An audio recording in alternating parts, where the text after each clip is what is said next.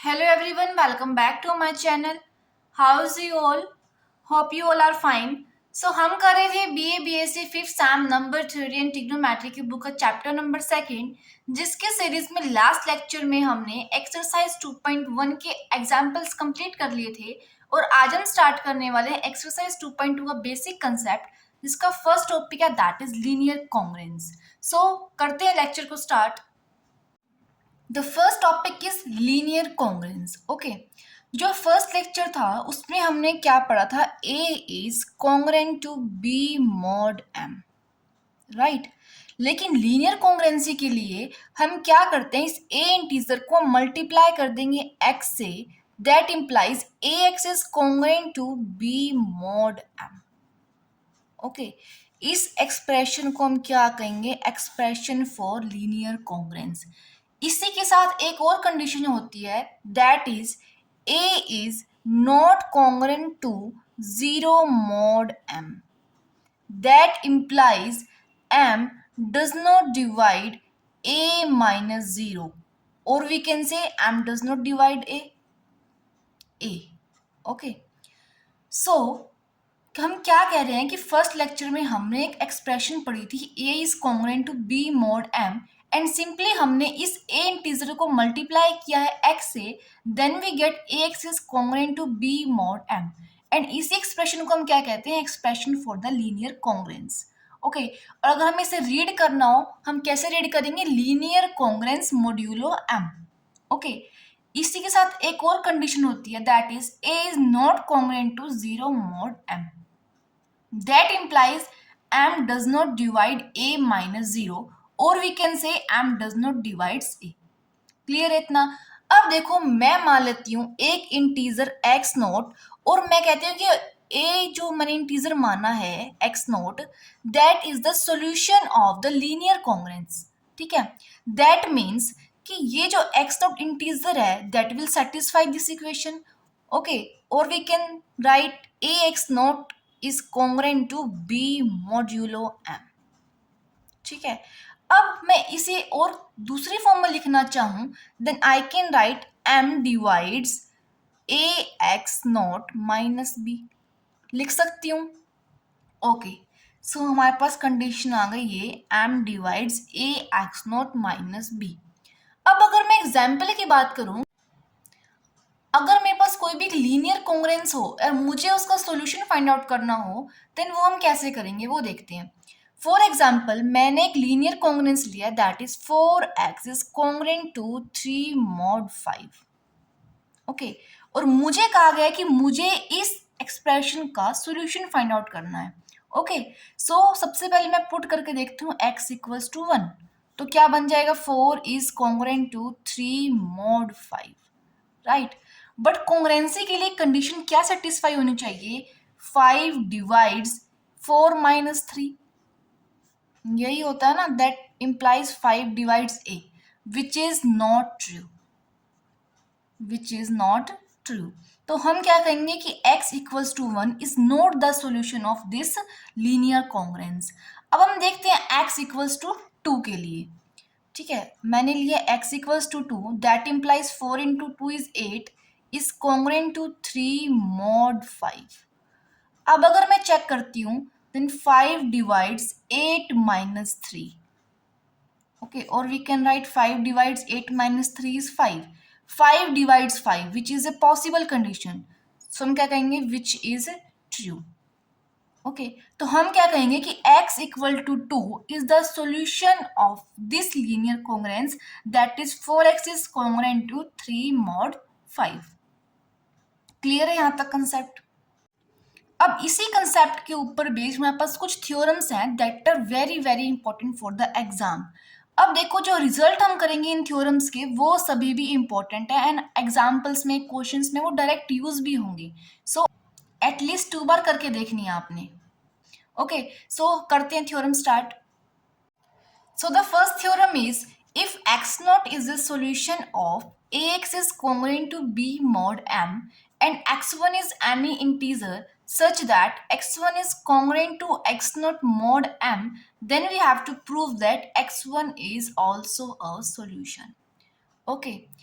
सो हमें जो गिवन है वो है कि एक्स नॉट जो है वो इसका सॉल्यूशन है एंड एक्स वन एक कोई भी इंटीजर है एंड हमें जो गिवन है कंडीशन वो है ये एंड हमें क्या प्रूव करना है कि जो एक्स वन है this is also a solution of A x is congruent to B mod M. So लेके चलेंगे हम फर्स्ट कंडीशन जो हमें गिवन है दैट इज कि एक्स नॉट जो है that is a solution of ax is congruent to b mod of m। देखो अगर x नोट जो है that is the solution of this expression then x naught जो होगा वो इस एक्सप्रेशन को सेटिस्फाई करेगा राइट।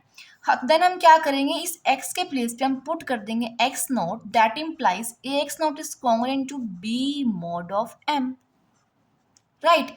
एंड हमें जो एक्सप्रेशन गिवन है that is x1 is congruent to x naught mod m right.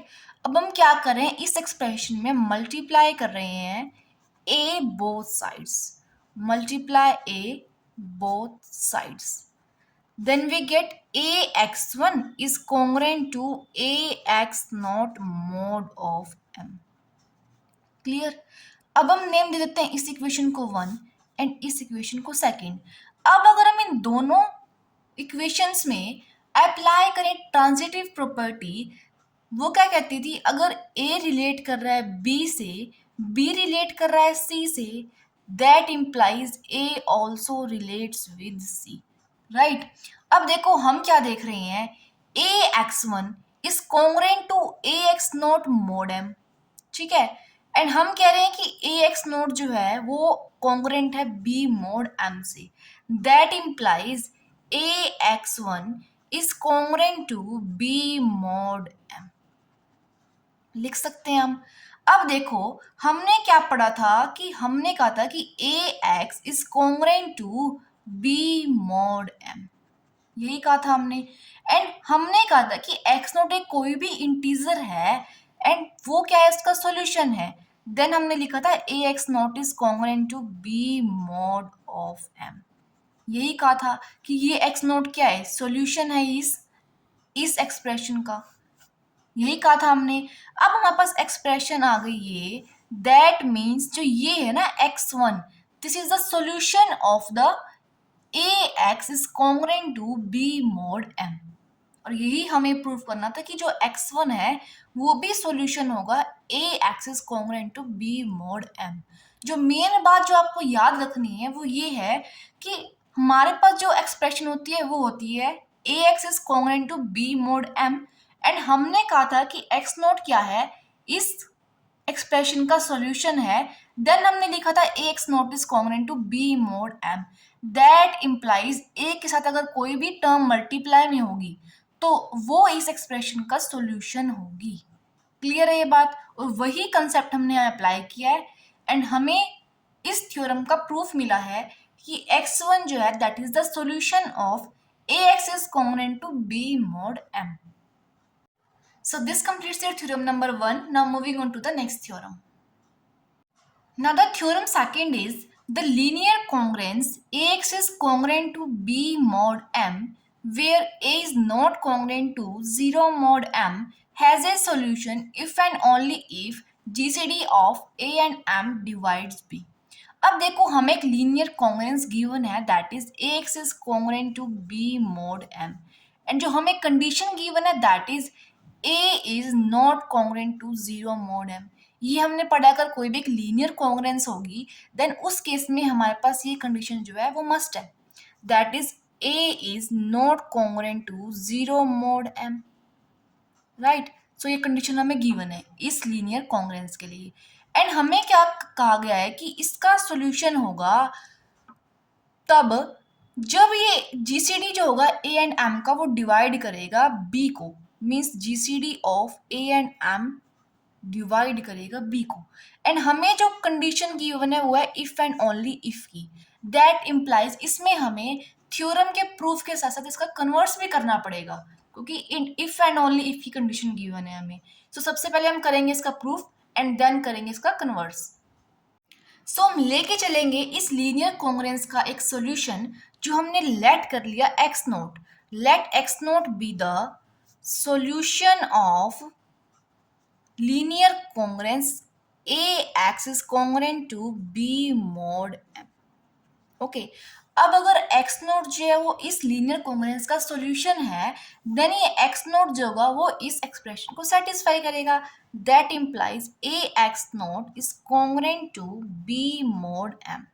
Okay और हम लीनियर कॉन्ग्रुएंस को कैसे लिख सकते हैं, देखो M divides A x naught minus B लिख सकते हैं. एंड अब अगर हम डेफिनेशन अप्लाई करें डिविजिबिलिटी की, then we can write A x naught minus B as some integral multiple of M and let that integer be K. ठीक है, ए x naught minus B equals M K और हमने कह दिया कि के बिलोंग कर रहे हैं इंटीजर से. और we can write A x naught minus k m equals to b. हमने क्या किया है, इस एम के को हम ले लेफ्ट हैंड साइड में एंड बी को हम ले गए राइट हैंड साइड में. देन हमें इक्वेशन मिली है ए x naught minus k m equals to b. And हमें क्या प्रूव करना था, जो जीसीडी होगी ए एंड एम की वो डिवाइड करेगी बी को, राइट. तो हम लेट कर लेते हैं GCD of A and M equals to d. Suppose हमने लेट कर ली डी. अब देखो हमें जो प्रूव करना है वो करना है कि डी डिवाइड करेगी बी को, यही प्रूव करना है. अब देखो अगर हम डेफिनेशन अप्लाई कर रहे हैं जीसीडी की, जीसीडी के कंसेप्ट में हमने क्या पढ़ा था, अगर कोई भी दो इंटीजर्स हैं एंड उनकी जीसीडी हमें गिवन है, देन जो जीसीडी होगी वो डिवाइड करेगी इंटीजर 1 को एंड जीसीडी डिवाइड करेगी इंटीजर 2 को. यही होगा कि डी डिवाइड करेगा ए को एंड डी डिवाइड करेगा एम को. अब देखो अगर डी ए को डिवाइड कर रहा है देन डी ए के मल्टीपल को भी तो डिवाइड करेगा, राइट. एंड हम ए का मल्टीपल ले रहे हैं ए एक्स नोट. वो क्यों ले रहे हैं, क्योंकि ए का मल्टीपल ऊपर भी हमें क्या दिख रहा था, ए एक्स नोट. तो हम यहाँ पे मल्टीपल जो ले रहे हैं वो ए एक्स नोट ले रहे हैं. ओके अब अगर डी डिवाइड कर रहा है एम को, देन डी जो है वो एम के मल्टीपल को भी डिवाइड करेगा. सो हम एम का मल्टीपल ले रहे हैं एम के. ओके एंड एम के हमने क्यों लिया है, क्योंकि देखो हमने यहाँ एम के लिया था मल्टीपल ऑफ एम, सो यहाँ भी हम एम के ले रहे हैं, सेम मल्टीपल हम रखने वाले हैं यहाँ पर. एंड अब देखो हमने एक थ्योरम पढ़ी थी, if a divide b and a divide c then a divides their sum and a divides their difference, पढ़ी थी. अब देखो अगर डी डिवाइड कर रहा है ए एक्स नोट को एंड डी डिवाइड कर रहा है एम के को, दैट इम्प्लाइज डी डिवाइड करेगा ए एक्स नोट माइनस एम के को करेगा. अब देखो हम यहाँ से देख रहे हैं A x naught minus M के की वैल्यू क्या है हमारे पास बी. तो हमें क्या मिल रहा है, डी डिवाइड्स बी, जो कि हमें प्रूव करना था इस थ्योरम में. ठीक है, हमने सिंपली क्या किया, यहाँ पर ए एक्स नोट माइनस एम के की वैल्यू पुट करिए, दैट इज बी. एंड जो हमें प्रूव करना था वो हमने कर दिया है, that is d divides b. So with this जो इस थ्योरम का जो प्रूफ है वो हमने कर दिया है. एंड अब देखते हैं इसको कन्वर्स कैसे करेंगे हम. अब देखिए कन्वर्स के लिए हम लेके चलेंगे कि जो d है वो डिवाइड करता है b को, एंड जो हमें प्रूव करना है वो है कि a x is congruent to b mod m. Converse में यही तो होता है कि जो हम प्रूव करते हैं वो हम लेके चलते हैं गिवन में, एंड जो हमें गिवन होता है उसे हम प्रूव करते हैं. फॉर एग्जाम्पल हम यहाँ कर रहे हैं, लेकिन पिछले पार्ट में हमने क्या किया था कि d डिवाइड्स b, लेकिन हम यहाँ लेके चलेंगे कि ये हमें गिवन है एंड हमें प्रूव क्या करना होगा कि ax is congruent to b mod m. So लेके चलते हैं कि d डिवाइड कर रहा है b को, एंड अगर हम डेफिनेशन अप्लाई करें डिविजिबिलिटी की, then we can write b as some integral multiple of d and let that integer be k belong कर रहे हैं हमारे पास इंटीजर से. अब देखो हमने थ्योरम में क्या लेट किया था कि जीसीडी जो है ए एंड एम की दैट इक्वल्स टू डी, यही लेट किया था हमने. अब देखो हमने एक थ्योरम क्या पढ़ी थी कि अगर दो इंटीजर्स की जीसीडी हमें गिवन है, देन हम एक्सप्रेस कर सकते हैं उस जीसीडी को as the linear combination of the integers. Okay so GCD is d and linear combination अगर हम देखें ए एंड एम का, सो हम क्या करेंगे, ए एंड एम, ए को हम किसी मल्टीपल से मल्टीप्लाई कर देंगे, ए के किसी भी मल्टीपल से। फॉर एग्जाम्पल हम यहाँ इंटीजर ले रहे हैं that is X naught, and M के लिए हम इंटीजर ले रहे हैं वाई नोट। ओके, एंड जो लीनियर कॉम्बिनेशन हमने चूज किया that is A x naught plus M Y naught. A के अकॉर्डिंग हमने क्या इंटीजर लिया, एक्स नोट, एंड वाई के लिए हमने इंटीजर लिया है, सॉरी एम के लिए हमने इंटीजर लिया Y naught. So the linear combination is A x naught plus M Y naught. Okay, so अब हम क्या कर रहे हैं, हम इस एक्सप्रेशन में मल्टीप्लाई कर रहे हैं के से, multiply by k both sides. Okay, then we get d k equals to ए के x naught plus m k y naught. Simply हमने क्या किया, यहाँ पर मल्टीप्लाई किया है के से बोथ साइड्स। अब देखो हम क्या कर रहे हैं, इस के डी की जो वैल्यू है वो हम पुट कर रहे हैं यहाँ से, that is b, b equals to k d. अब देखो के डी की जगह हम पुट कर रहे हैं बी, एंड ए रख रहे हैं एज इट इज, एंड के एक्स नोट को हम रख रहे हैं ब्रैकेट में, प्लस सॉरी के वाई नॉट इंटू एम लिख सकते हैं। अब देखो हम क्या कर रहे हैं, इस b को हम लेके जाएंगे राइट हैंड साइड में, एंड इस के वाई नॉट एम को हम लेके आ रहे हैं लेफ्ट हैंड साइड में। सो जो एक्सप्रेशन बनेगी वो होगी minus K Y naught M equals to ए के एक्स नॉट माइनस बी। ये हमने क्यों किया है, क्योंकि हम प्रूव करते थे कि m divides a minus b, something कुछ इस टाइप का। सो हमें क्या करना होगा, इस m को मल्टीपल दिखाना पड़ेगा, ठीक है। सो हमने यही किया है। हम लिख सकते हैं इस एक्सप्रेशन के अकॉर्डिंग, देखो हमने क्या किया है, a into k x naught minus B को इंटीग्रल मल्टीपल शो कर दिया है m का, that implies m divides a into k x naught minus B लिख सकते हैं। अब देखो अगर मुझे लिखना हो इसे कॉन्ग्रुएंसी की फॉर्म में, देन मैं कैसे लिखूंगी, देखो a into k x naught is congruent to b mod m लिख सकते हैं हम। एंड हमारे पास क्या होता है, देखो ax is congruent to b mod m। And मैंने बताया था कि अगर आपके पास x की जगह पे कोई भी है इंटीजर है, देन वो क्या होता है, उसका सॉल्यूशन होता है, राइट। सो अगर हम इन दोनों इक्वेशन को कंपेयर कर रहे हैं, देन हम कह सकते हैं कि के x naught is the solution of ax is congruent to b mod m लिख सकते हैं। एंड जो हमें प्रूव करना था कि d डिवाइड्स b हमें गिवन था, एंड हमें प्रूव करना था ax is congruent to b mod m। सो वही हमने प्रूव कर दिया है, ax is congruent to b mod m, and जिसका सॉल्यूशन है that is k x naught. So with this theorem second is completed. Now moving on to the next theorem.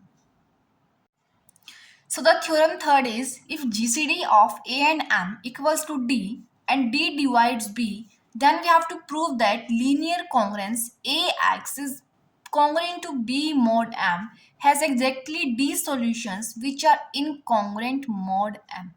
So देखो हमें क्या गिवन है कि GCD जो है A and M की वो D के इक्वल है, एंड D डिवाइड कर रहा है B को, देन हमें क्या प्रूव करना है कि जो ये लीनियर कॉन्ग्रुएंस है इसके D सॉल्यूशंस होंगे। ओके, फर्स्ट पार्ट तो है ये। सेकेंड पार्ट के लिए हमें क्या प्रूव करना है, जितने भी इसके सॉल्यूशंस होंगे वो सभी इस मोड M के साथ इनकॉन्ग्रुएंसी में होंगे, ठीक है। हमें ये प्रूव करना है सेकेंड पार्ट में। सो देखते हैं इसका first part. So first part के लिए हमें जो लेके चलना है that is A x is congruent to B mod M, and हम क्या प्रूव कर रहे हैं कि इस लीनियर कॉन्ग्रुएंसी के डी सॉल्यूशंस होंगे। क्लियर। अब देखो हम लेके चले A x is congruent to B mod M, and हमें गिवन है GCD of A and M equals to D, and D divide कर रहा है बी को। क्लियर है। अब देखो हमने थ्योरम सेकंड में क्या पढ़ा था कि हमारे पास अगर कोई भी लीनियर कॉन्ग्रुएंसी थी, for example a x is congruent to B mod M, ठीक है, इस लीनियर कॉन्ग्रुएंसी का सॉल्यूशन तभी होगा जब GCD of A and m divide करेगा बी को। यही पढ़ा था हमने पिछली थ्योरम में। सो हमारे को जो गिवन है वो है linear congruence, GCD of A and GCD जो है ए एंड एम की वो डिवाइड कर रही है बी को। दैट इम्प्लाइज कि जो लीनियर कॉन्ग्रुएंस गिवन है हमें A x is congruent to B mod M, इसका सॉल्यूशन एग्जिस्ट करेगा। क्लियर है? और जो सॉल्यूशन होगा उसे हम लेट कर लेते हैं x naught. Let x naught be the solution of ax is congruent to b mod m. Okay, and अगर x नोट सोल्यूशन है इस कॉन्ग्रुएंसी का, then it will also satisfy the expression that implies ax naught is congruent to b mod m. Okay, अब देखो एक expression हमारे पास ये है एंड दूसरी ये है, तो हम अब कर रहे हैं सब्ट्रैक्ट 2 फ्रॉम 1। ठीक है, हम इस सेकेंड इक्वेशन को सब्ट्रैक्ट करेंगे इस इक्वेशन से, then we get a x minus a x naught is congruent to B mod m minus b mod m. ये m है यहाँ पर, ठीक है, यहाँ पे m। ओके, अब हम a ले रहे हैं common, x minus x naught is congruent to b mod m minus b mod m will give 0 mod m। Okay, अब देखो हमने क्या शो कर दिया है, a into x minus x naught is congruent to 0 mod m, और we can write m divides a into x minus x naught minus 0, कोई effect नहीं पड़ेगा। ठीक है, इस एक्सप्रेशन को हम नाम दे देते हैं इक्वेशन नंबर 3, जो है m divides a into x minus x naught. अब देखो हम लेके चलते हैं GCD of a and m equals to d। Clear? अब अगर जीसीडी जो है a एंड m इंटीजर की वो है d, तो d क्या करेगा, a को डिवाइड एंड d m को भी डिवाइड करेगा। क्लियर है? अब देखो यहाँ पर डिविजिबिलिटी की डेफिनेशन लगा रहे हैं, then we can write a as some integral multiple of d, let that integer be a1। Okay, so हमें इक्वेशन क्या मिली, a equals to a1 into d। Okay, and same हम m को लिख सकते हैं as some integral multiple of d, let that integer be m1। And हमने क्या पढ़ा था, जो हम इंटीजर लेंगे उनका जीसीडी क्या होना चाहिए, 1। That implies a1 and m1 का जीसीडी जो होगा वो होगा 1। क्लियर है? अब देखो इस a की वैल्यू एंड m की वैल्यू हम किस में पुट करने वाले हैं, क्वेश्चन नंबर 3 में, दैट विल गिव m की वैल्यू है m1d डिवाइड्स a की जगह हम पुट करने वाले हैं a1d x minus x naught, और we can write m1 divides a1 x minus x naught. Clear है इतना? एंड हमने क्या लिया है कि जीसीडी जो है a1 एंड m1 की वो क्या है, 1।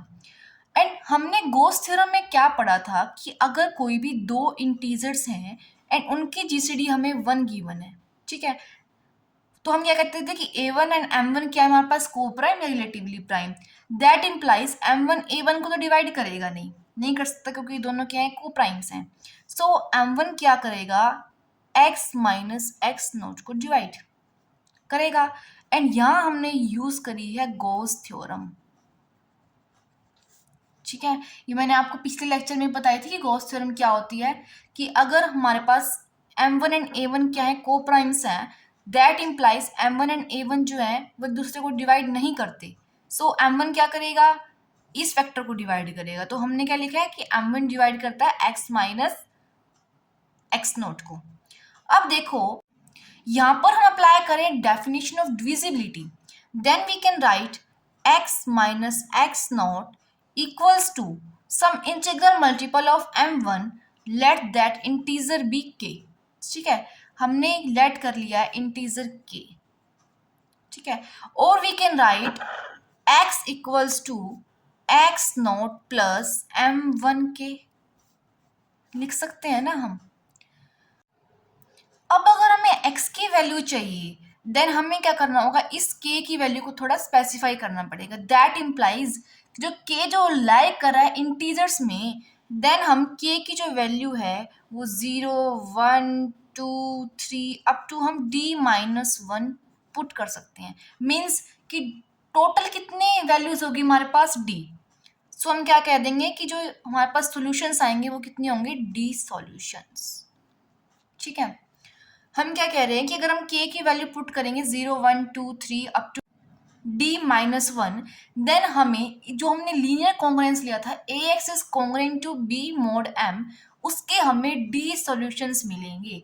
एंड अब हम कर रहे हैं इस k की वैल्यू पुट इस इक्वेशन में ताकि हमें x की वैल्यू मिल सके।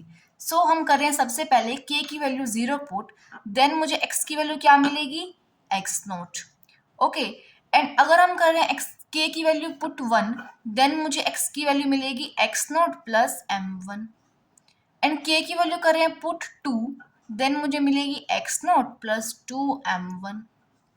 पुट कर रहे हैं 3, देन मुझे मिलेगी x0 plus 3m1। Up to अगर हम पुट करेंगे d-1 वैल्यू k की, देन मुझे मिलेगी x की value x0 plus d-1 into m1। यही होगी ना, क्लियर? यहाँ तक हमने सिंपली क्या किया, k की वैल्यू पुट करी है और हमें x की वैल्यू मिलती गई है। ठीक है, देखो अब क्या बात आती है कि हमने k की जो वैल्यू ली है उसमें हमने लास्ट वैल्यू ली d-1।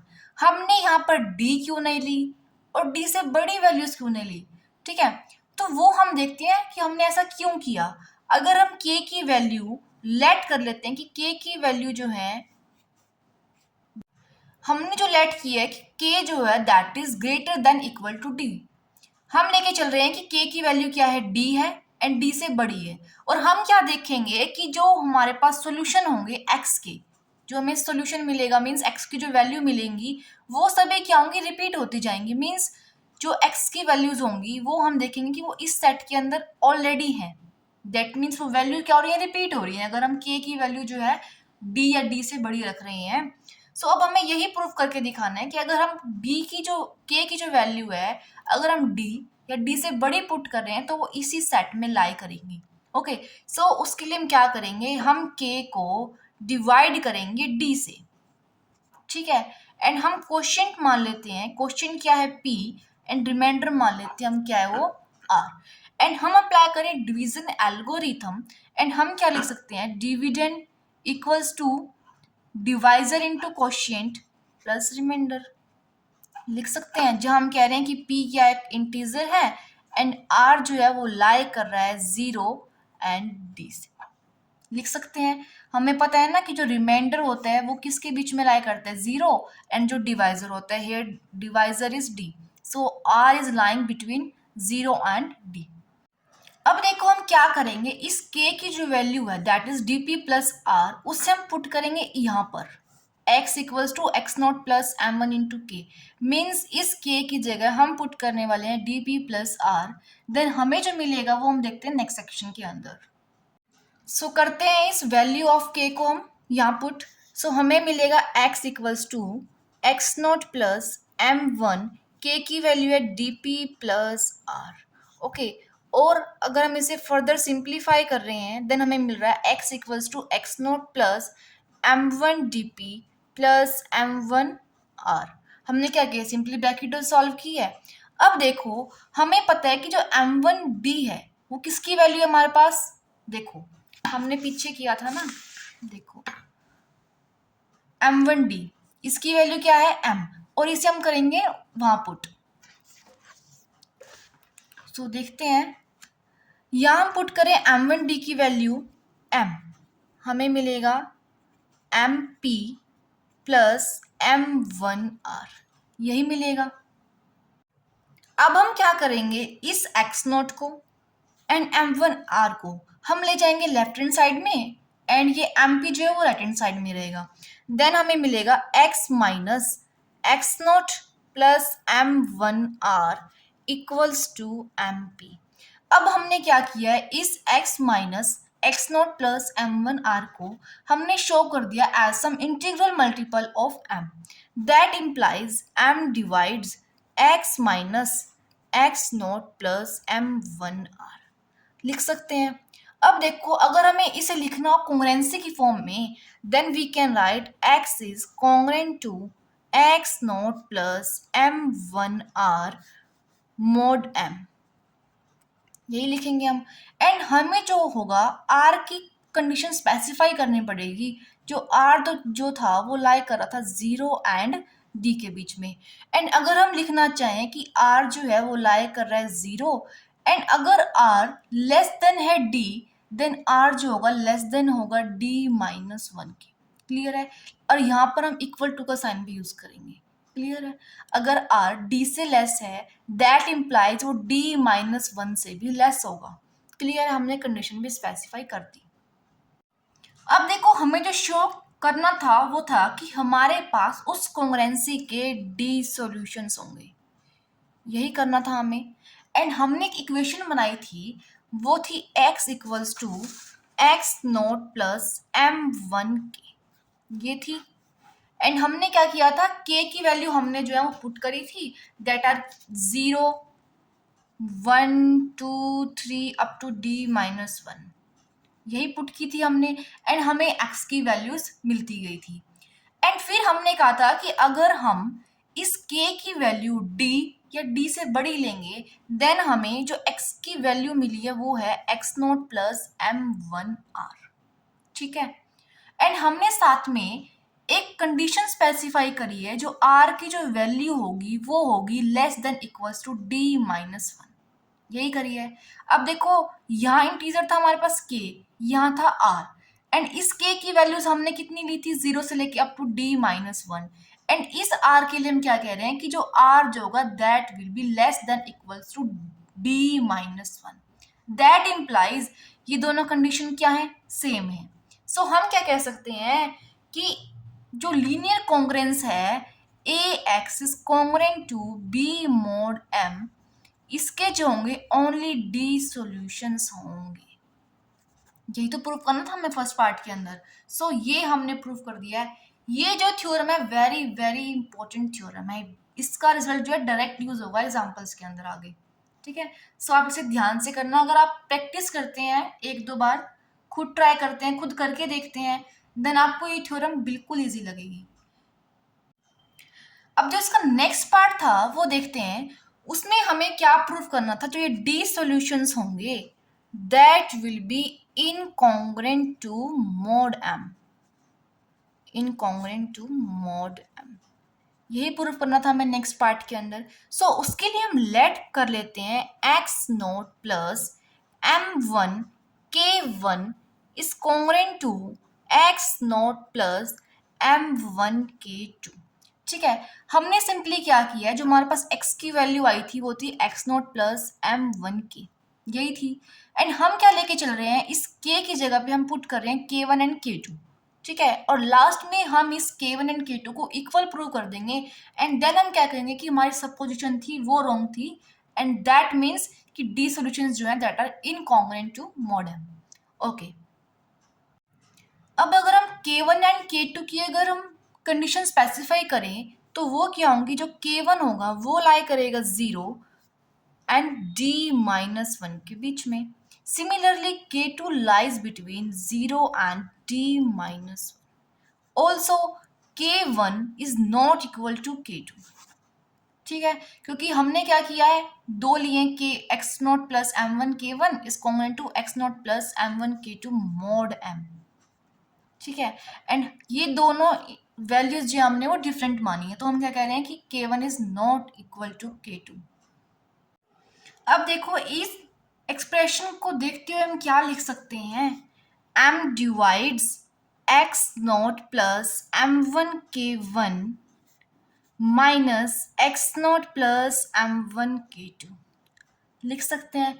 देखो ये हमने जो है फर्स्ट लेक्चर के अंदर बहुत अच्छे से किया था कि हम इस एक्सप्रेशन को ऐसे कैसे लिख रहे हैं। अब ये जो है ये मैंने कैसे लिखा है ये मैं आपको यहाँ पर नहीं बताऊंगी। अगर आपने वो लेक्चर नहीं देखा है ना, पहले वो लेक्चर देखो, तभी आपको एक्सरसाइज 2.2 का कंसेप्ट जो है समझ में आएगा। ओके, सो देखो अब अगर हम इसे फर्दर सिंप्लीफाई करें, देन हम देख रहे हैं कि एक्स नोट और ये एक्स नोट कैंसिल हो जाएंगे। देन हमें मिलेगा m naught divides m1 k1 minus m1 k2। Okay, हमें मिला है m divides m1k1 minus m1k2। अब हम लेंगे इनमें से कॉमन m1। देखो m डिवाइड्स m1 हमने लिया है common, k1 minus k2 bracket में। अब देखो हम क्या करेंगे, इस m की वैल्यू जो हमारे पास आई थी m1 इंटू डी, वो हम यहाँ पुट करेंगे। सो हम पुट कर रहे हैं m1 d divides m1 k1 minus k2। ये m1 और ये m1 कैंसिल हो जाएंगे एंड हमें क्या मिलेगा वो देखो, d divides k1 minus k2। अब देखो हमें मिला है कि d डिवाइड कर रहा है k1 माइनस k2 को, that means k1 minus k2 is less than d। Sorry, यहाँ आएगा ग्रेटर देन का साइन, क्योंकि अगर कोई भी टर्म डिवाइड कर रही है दैट मीन्स ये टर्म जो है वो छोटी होगी यानी ये बड़ी होगी। सो हम क्या कह सकते हैं कि k1 minus k2 is greater than d। अब देखो हमने कैलकुलेट किया था k1 is less than d minus one, that means k1 जो होगा वो d से भी छोटा होगा, राइट। एंड सेकेंड हमने लेट किया था k2 is less than equal to d minus one, that means k2 also less than d। ठीक है, अब देखो अगर k1 भी d से लेस है एंड k2 भी d से लेस है, दैट इम्प्लाइज इनका डिफरेंस भी क्या होगा, d से लेस होगा, राइट। लेकिन हमने यहाँ क्या प्रूव कर दिया कि k1 minus k2 is greater than d, and हम ले चले थे k1 minus k2 is less than d।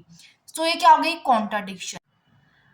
अब अगर हम इन दोनों कंडीशंस को देखें तो हम क्या कह सकते हैं कि k1 माइनस k2 ना वो d से बड़ा है ना वो d से छोटा है, मीन्स दोनों कंडीशन आ गई हमारे पास।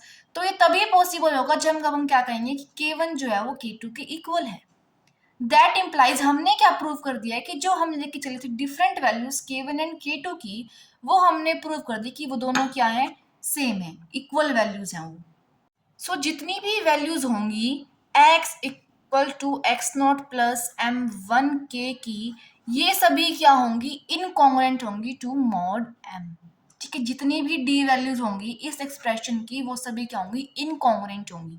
क्लियर है इतना, और यही तो हमें प्रूव करना था। So with this theorem third is also completed. Now moving on to the last theorem. Theorem fourth is if GCD of A and M equals to 1, that is A and M are co-primes। हमें पता है कि अगर किसी भी दो integers की GCD 1 है देन वो दोनों इंटीजर्स क्या होते हैं, को-प्राइम और रिलेटिवली प्राइम। एंड हमें जो प्रूव करना है वो है कि जो लीनियर कॉन्ग्रुएंस जो है AX is congruent to B mod M, इसका जो सोल्यूशन होगा वो यूनिक होगा। सबसे पहले पार्ट में हम प्रूव करेंगे कि इस लीनियर कॉन्ग्रुएंस का सॉल्यूशन एग्जिस्ट करेगा एंड देन हम उस सॉल्यूशन को प्रूव करेंगे कि वो सॉल्यूशन क्या है, यूनिक है। ओके, सो हम लेके चल रहे हैं, हमें गिवन है GCD of A and M equals to 1। Okay, हमने थ्योरम सेकंड में क्या पढ़ा था कि अगर हमारे पास दो इंटीजर्स की जीसीडी गिवन है, for example GCD of A and M equals to d given थी हमें, ठीक है, एंड हमने प्रूव किया था कि डी डिवाइड्स बी, तभी उस लीनियर कॉन्ग्रुएंस का सॉल्यूशन एग्जिस्ट करेगा, राइट। सो अब इन दोनों की जीसीडी हमें क्या गिवन है, 1, एंड हम लेके चले हैं कि 1 डिवाइड करता है बी को। सो ये कंडीशन क्या है, होल्ड करती है कि 1 डिवाइड करता है बी को। सो हमारे पास अब हो गया कि GCD of A and m जो है वो है 1 एंड 1 डिवाइड करता है बी को। देन अब इन दोनों कंडीशन से हम क्या प्रूव करेंगे कि इस लीनियर कॉन्ग्रुएंस का सॉल्यूशन एग्जिस्ट करता है। सो उसके लिए देखो इन दोनों इंटीजर्स की जीसीडी हमें गिवन है 1, देन हम इस जीसीडी को एक्सप्रेस कर सकते हैं the linear combination of two integers. Okay, so हमने इंटीजर्स लिए हैं p and q such that the linear combination is a into p plus m into q, क्योंकि हमने सेकेंड इंटीजर क्या लिए, q। ठीक है, हम ये कह देते हैं कि p एंड q बिलोंग कर रहे हैं इंटीजर से। ओके, अब हमारे पास एक्सप्रेशन आ गई 1 equals to a p plus m q. अब हम मल्टीप्लाई कर रहे हैं by b both sides, multiply by b both sides, then मुझे क्या मिलेगा, b equals to a b p plus m b q, यही मिलेगा। अब देखो अगर मैं थोड़ा मॉडिफाई करके लिखूं देन लिख सकती हूँ b equals to a and b p को रख रही हूँ मैं अलग ब्रैकेट में प्लस एम, एंड इस बी क्यू को भी मैं रख रही हूँ एक अलग ब्रैकेट में। क्लियर है इतना? अब देखो इस a b p and b को मैं रखूंगी एक साइड, मीन्स बी को मैं लेके जा रही हूँ लेफ्ट हैंड साइड में, एंड इस एम इंटू बी क्यू को मैं लेके आ रही हूँ राइट हैंड साइड में।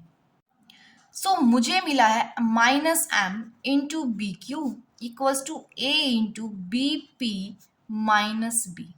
क्लियर है? सिंपली मैंने क्या किया, इस टर्म को लिया है लेफ्ट हैंड साइड में एंड इस बी को मैं ले गई हूँ लेफ्ट हैंड साइड में। अब मैंने शो कर दिया है a into B P minus B को as some integral multiple of m, that implies मैं लिख सकती हूँ m डिवाइड कर रहा है a into B P minus B को, लिख सकती हूँ।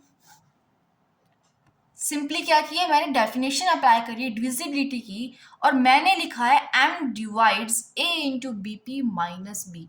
और अगर मैं इसे लिखना चाहूँ in the form of congruency, then I can write A into BP is congruent to B mod M.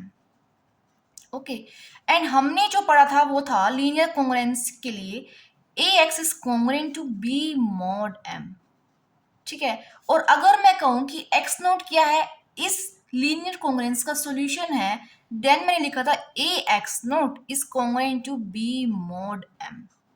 Okay, अगर मैं अब इस इक्वेशन को और इस इक्वेशन को कंपेयर करूं, देन मैं कह सकती हूँ कि बीपी जो है that is the solution of the linear congruence a x is congruent to B mod m, लिख सकती हूँ मैं।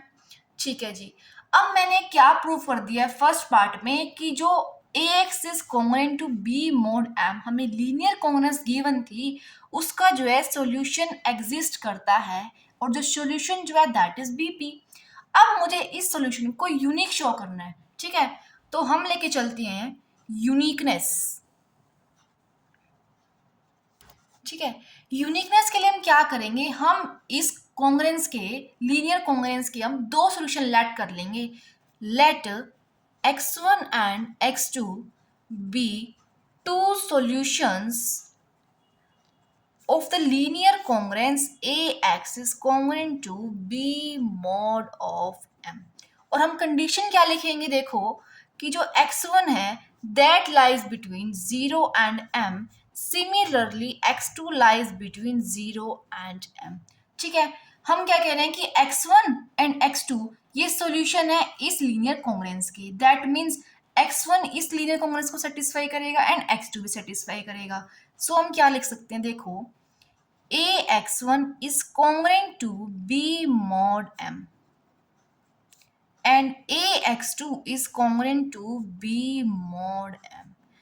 सिंपली हमने क्या किया, यहाँ पर x के प्लेस पे हमने क्या पुट किया है, वैल्यू x1 एंड x2। और वो क्यों, क्योंकि हमने कहा है कि x1 एंड x2 क्या थे, इस एक्सप्रेशन के सॉल्यूशन थे, दैट इम्प्लाइज ये दोनों क्या करेंगे, इस एक्सप्रेशन को सेटिस्फाई करेंगे। सिंपल। अब मैं क्या कर रही हूँ, इन दोनों एक्सप्रेशन को मैं नाम दे दिया 1 एंड 2, एंड अब मैं कर रही हूँ सब्ट्रैक्टिंग एक्सप्रेशन 2 फ्रॉम 1। देन मुझे क्या मिल रहा है, देखो AX1 minus AX2 is congruent to B mod M minus B mod M, यही मिलेगा। और देखो A common x1 minus x2 is congruent to b minus b will become 0 mod, यही बनेगा मेरे पास। अब अगर मैं इसे लिखना चाहूँ in the form of congruency, then I can write m divides a into x1 minus x2, लिख सकती हूँ मैं ये। लेकिन हमें क्या गिवन है, जो GCD है a एंड m की वो है 1, that implies A and M these both are co-primes। ठीक है, it means M and A ये क्या है, co-primes हैं, तो M जो है वो A को डिवाइड नहीं कर सकता, that implies M किसे डिवाइड करेगा, x1 माइनस x2 को, लिख सकते हैं। और यहाँ पर हम गॉस थ्योरम भी अगर अप्लाई कर रहे हैं, देन हमें पता है कि अगर दो इंटीजर्स की GCD जो हमें 1 गिवन है एंड M डिवाइड कर रहा है BC को, देन हम लिख सकते हैं कि m डिवाइड कर रहा है c को। तो हमने गॉस थ्योरम भी अप्लाई करी है यहाँ पर, तो हम कह सकते हैं कि m डिवाइड कर रहा है x1 माइनस x2 को। अब अगर m डिवाइड कर रहा है x1 माइनस x2 को, देन हम क्या कह सकते हैं कि x1 minus x2 is greater then m। तभी तो वो डिवाइड कर रहा है। अगर x1 माइनस x2 अगर m से बड़ा होगा तभी तो m उसे डिवाइड कर सकता है। लेकिन हमने क्या कहा था कि x1 जो है that is less then m and x2 is also less than m, that implies their difference means x1 minus x2 is also less than m। अब हमारे पास आ गई कॉन्ट्राडिक्शन। देखो हमने क्या प्रूव कर दिया कि x1 minus x2 is greater then m, लेकिन जो हम लेके चले थे उसके अकॉर्डिंग हम कह रहे हैं कि x1 minus x2 is less then m। अब इन दोनों कंडीशंस में हमारे पास से आ गई कॉन्ट्राडिक्शन। तो हम क्या कह सकते हैं कि दोनों कंडीशंस जो है एक साथ पॉसिबल नहीं हो सकती। That implies x1 is equal to x2। Clear. And x1 and x2 क्या थे, हमारे पास दो सॉल्यूशंस हम लेके चले थे, ठीक है। और हमने लास्ट में क्या प्रूव कर दिया कि जो दोनों सॉल्यूशंस हैं वो क्या है, सेम है। दैट मीन्स जो लीनियर कॉन्ग्रुएंस होगा उसका एक ही सॉल्यूशन एग्जिस्ट करेगा और वो सॉल्यूशन कैसा होगा, यूनिक होगा। क्लियर है इतना। सो हमें जो था इस थ्योरम के अंदर प्रूव करना था कि जो लीनियर कॉन्ग्रुएंस का सॉल्यूशन एग्जिस्ट करेगा वो कैसा होगा, यूनिक होगा। और हमने यही तो प्रूव किया है। हम लेके चले थे दो सॉल्यूशंस एंड लास्ट में हमने उन्हें क्या प्रूव कर दिया, इक्वल। दैट इंप्लाइज सॉल्यूशन होगा लीनियर कॉन्ग्रुएंस का वो कैसा होगा, यूनिक होगा। सो इसके बाद अब जो हमारा नेक्स्ट टॉपिक है that is the working rule for finding unique solution of linear congruence, this one. जब हम एग्जांपल कर रहे होंगे उसी साथ मैं आपको वर्किंग रूल समझाऊंगी, तब आपको ज़्यादा अच्छे से समझ में आएगा। अभी समझाने का मुझे लगता है कोई बेनिफिट नहीं रहेगा, सो हम साथ साथ ही कर लेंगे। सो अगर यहाँ तक आज का कंसेप्ट अगर आपको समझ में आया है एंड वीडियो अच्छी लगे तो ना वीडियो को लाइक एंड चैनल सब्सक्राइब करना मत भूलिएगा। Thank you.